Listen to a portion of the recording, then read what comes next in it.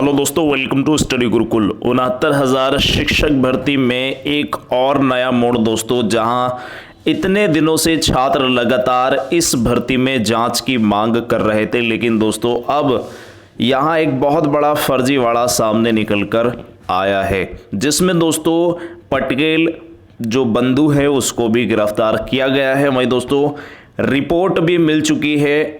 आपको दिखाने वाला हूं कि आखिर किस प्रकार से छात्रों को ठगा गया और दोस्तों किस प्रकार से इस भर्ती प्रक्रिया में धांधली का मंत्र चला। तो इन संपूर्ण अपडेट को आप सभी को एफआईआर की कॉपी भी मिल चुकी है, उसको देखने वाले हैं कि आखिर छात्र ने क्या कहा है।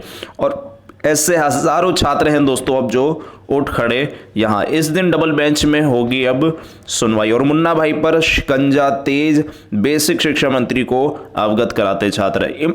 इन जिलों में भी जांच की मांग, अब कौन कौन से वो डिस्ट्रिक्ट हैं जिनमें जांच की मांग भी तेज हो चली है। वहीं दोस्तों भर्ती में फर्जीवाड़ा अब एक और नया मोड़।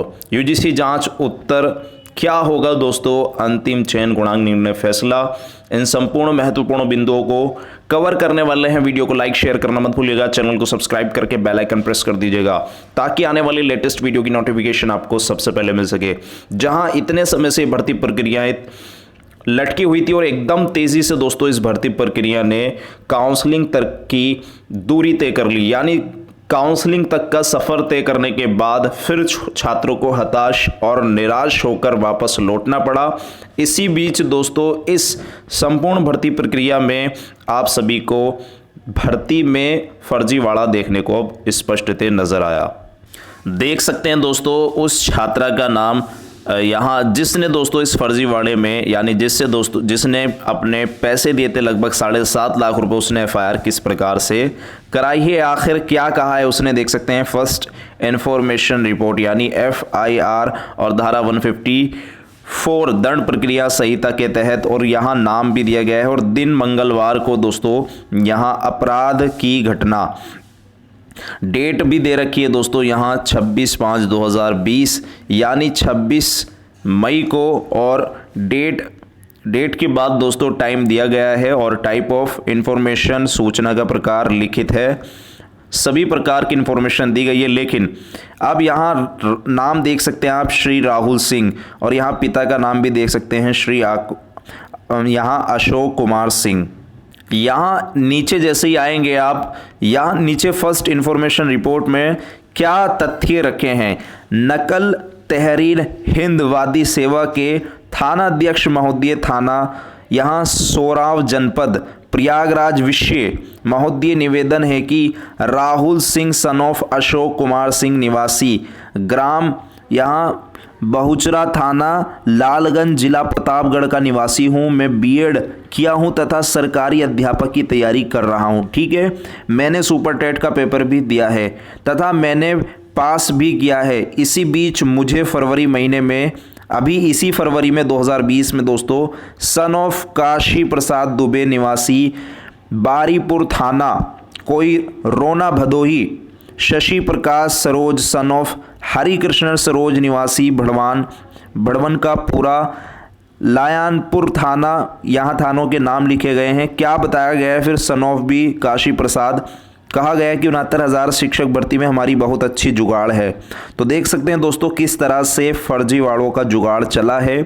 69,000 शिक्षक भर्ती में इन्होंने कहा है कि जुगाड़ है और तथा 8.5 लाख रुपए यहाँ लगेंगे अगर तुम 2 पक्का नौकरी लगवा देंगे। इन लोगों की बातों में आकर इन लोगों के द्वारा बार बार पैसा लेने के लिए बुलाने पर मैंने 26 मई को कस्बा सोराव में अपने मित्र केशलेंद्र सिंह सन ऑफ बजरंग बहादुर सिंह के साथ आकर इन सभी लोगों को 7.5 लाख रुपए कैश दिया। तो देख सकते हैं लगभग 7.5 लाख रुपए इन लोगों द्वारा मुझे पूर्ण आश्वासन दिया गया है कि जब तुम्हारी नौकरी पक्की लगी जाएगी, इस पर मेरे दस्तावेजों की छायापत्री भी ले लिए। कहें कि 15 से 20 लोग और हैं जिनकी हम लोग पक्की नौकरी लगवा देंगे, उनको भी प्रपत्र हमारे पास है। 1 जून को रिजल्ट आने पर मेरा नाम लिस्ट में नहीं आया। इन लोगों की दोस्तों तलाश करने लगा तो पता चला कि ये सभी लोगों एक गैंग है जो लोगों को धोखा रखकर छल करके लोगों की अपने झांसे में लेते हैं।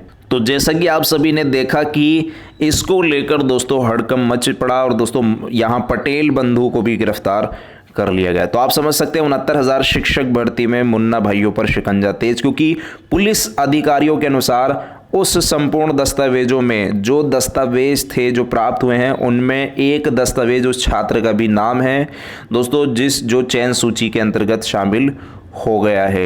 यानी आप समझ सकते हैं, लेकिन इसको लेकर स्थिति स्पष्ट नहीं है, ये स्वयं पुलिस अधिकारियों के माध्यम से बता दिया गया है। तो अब दोस्तों छात्रों ने यहाँ शिकंजा तेज कसने के लिए बेसिक शिक्षा मंत्री जी से यानी उनको मैसेजेस और दोस्तों ट्वीट अभियान के माध्यम से इस संपूर्ण भर्ती प्रक्रिया पर स्पष्ट तेज जांच करने की मांग लगातार दोस्तों कवायद शुरू करने वाले हैं। इस दिन दोस्तों यहाँ वहीं 69,000 में अब इसका फैसला किस प्रकार से होगा, आखिर क्या निकल के आने वाला है इस भर्ती प्रक्रिया का अंतिम निर्णय, क्योंकि दोस्तों अब एक और जहाँ दोस्तों इस तरह की बातें सामने आ रही हैं और वहीं टॉपर्स पर दोस्तों एक तरह से अब शिकंजा दोस्तों कसने की बात चल रही है। वहीं किन जिलों में सोराव, बहराव और करछना, इन जिलों के निवासियों से यहाँ दोस्तों कहा गया है कि यानी इन क्षेत्र विशेष के जो लोग हैं जिन्होंने 69,000 में अप्लाई किया है उन पर अब दोस्तों एक तरह से जांच की मांग तेज हो चली है,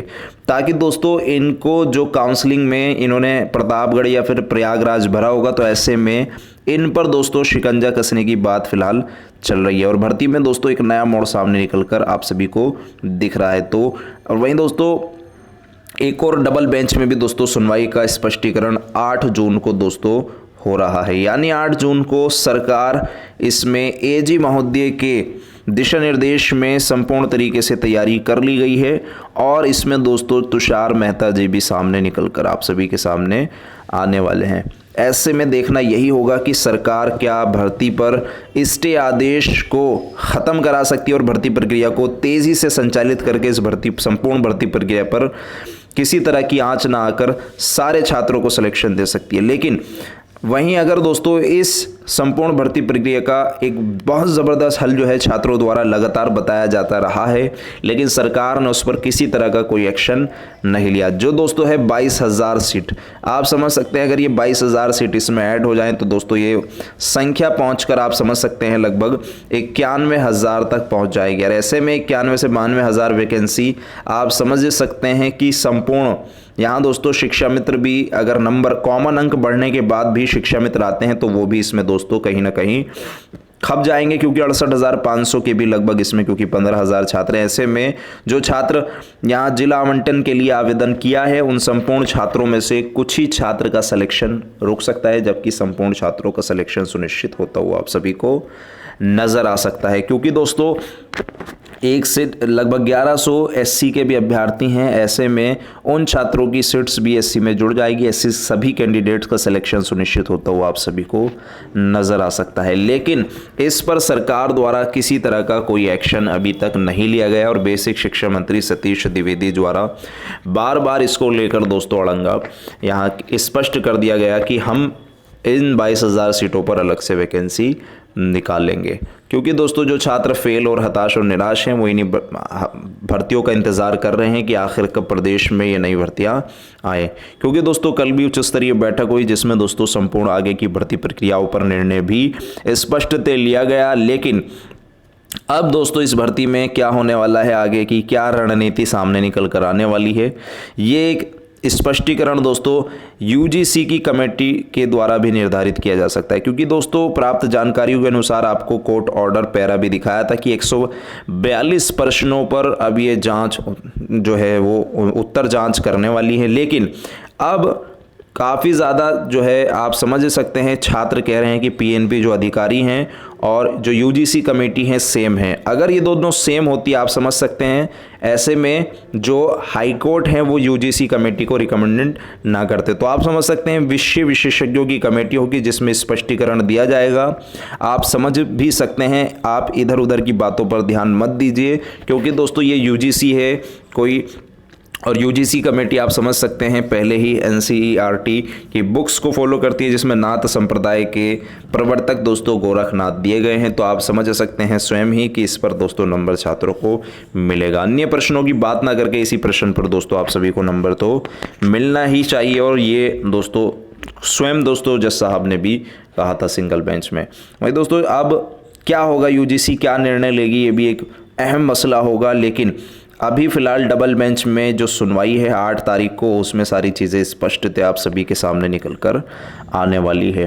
क्योंकि दोस्तों अगर जांच जो है पॉजिटिव या नेगेटिव पाई गई तो चयन गुणांक भी दोस्तों अब तय करेगा कि आखिर क्या चयन गुणांक होगा। क्योंकि अगर क्वेश्चन आंसर बदलते हैं तो ऐसे में आप समझ सकते हैं बहुत बड़ा जो उलटफेर होने वाला है, और ऐसे में चयनित वर्सेस अचयनित वाली कंडीशन जो है फिर से सामने निकल कर आने वाली है। उन छात्रों के ऊपर बहुत ज़्यादा टॉर्चर होने वाला है, ऐसे में जो छात्र काउंसलिंग तक पहुंच गए थे, लेकिन अगर किसी कारणवश उनका इस चयन सूची में दोबारा से अगर आएगी तो उसमें नाम नहीं हुआ, तो ऐसे में चिंता की स्थिति तब भी बनती है। ऐसे में भर्ती प्रक्रिया में बहुत सारे संपूर्ण पेज निकल कर सामने आ रहे हैं। तो देखते हैं क्या होने वाला है इस।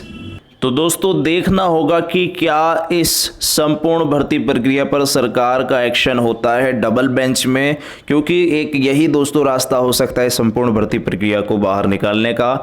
लेकिन दोस्तों छात्र भी लगातार इस पर जांच की मांग के लिए अड़े हैं। ऐसे में अमिताभ ठाकुर भी इस पर एक्टिव हो चले हैं, जो पहले से ही इस संपूर्ण भर्ती प्रक्रिया पर एक्टिव थे। तो देखते हैं क्या आगे की रणनीतियाँ होने वाली है। आप सभी को सभी प्रकार की जानकारी स्टडी गुरुकुल टीम की तरफ से दी जाएगी। आप सब इसके लिए टेलीग्राम ग्रुप को भी ज्वाइन कर सकते हैं। तो मिलते हैं नेक्स्ट अपडेट के साथ। फिलहाल इस वीडियो के माध्यम से मात्र इतना ही। Thanks for watching video. Take care, bye bye, God bless you all guys. जय हिंद।